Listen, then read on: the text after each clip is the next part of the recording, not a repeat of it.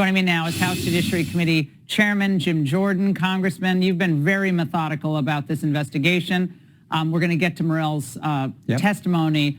But is it worth asking first whether the Attorney General himself may be in some legal jeopardy here on the question of obstruction of justice, given what we learned from NBC News and others tonight?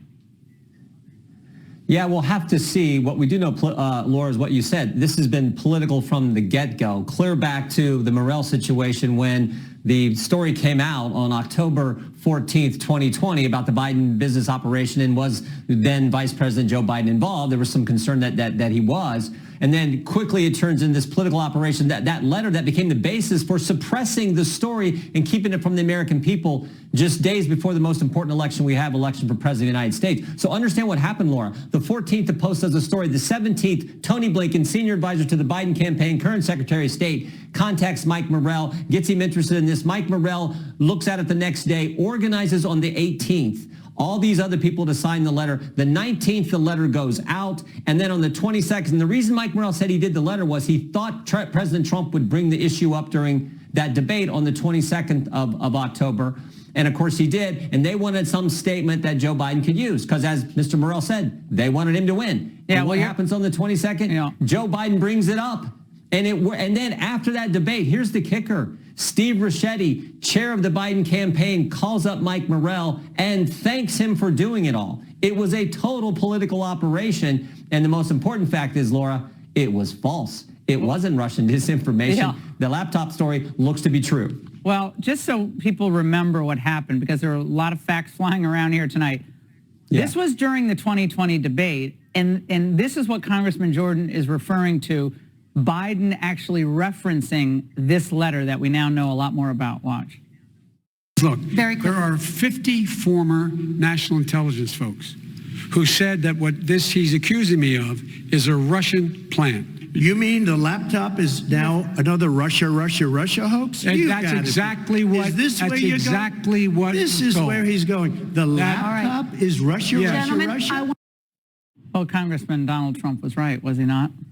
This is ridiculous. He sure was.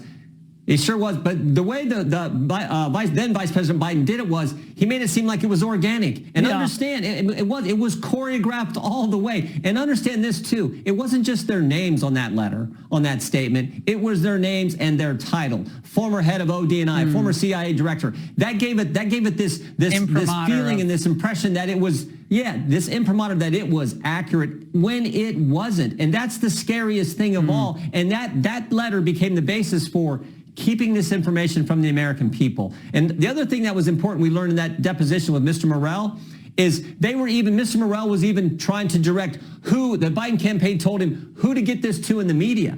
It was that coordinated. Oh, well, that's the scary part. No, well, they're all very, you know what it reminds me of, Congressman?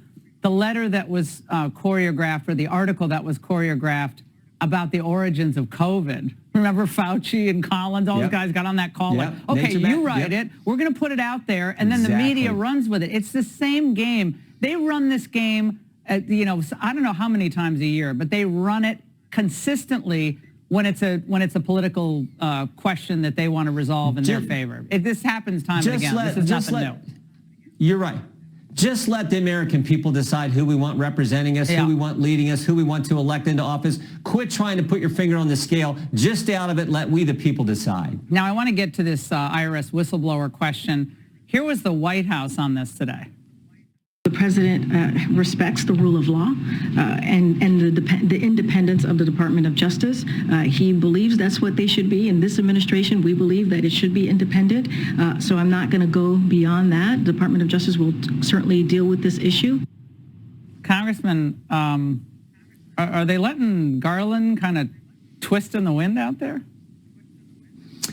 You know, it's hard to say, but we do look forward to communicating with this whistleblower and seeing what he has to say. The timeline has been so long, and they've had the laptop since 2019. They had the laptop before they even the previous subject we're talking about. They had the laptop before they even did put this statement together. For goodness' sake! So we do look forward to talking to this individual, working with his attorney, and we will begin that process and make sure that we get a chance to visit with him and see what he has to say. Right. We don't want to jump to conclusions because that's what the Democrats Democrats do. But the facts speak for themselves at some point. And Congressman, thank you for all you're doing.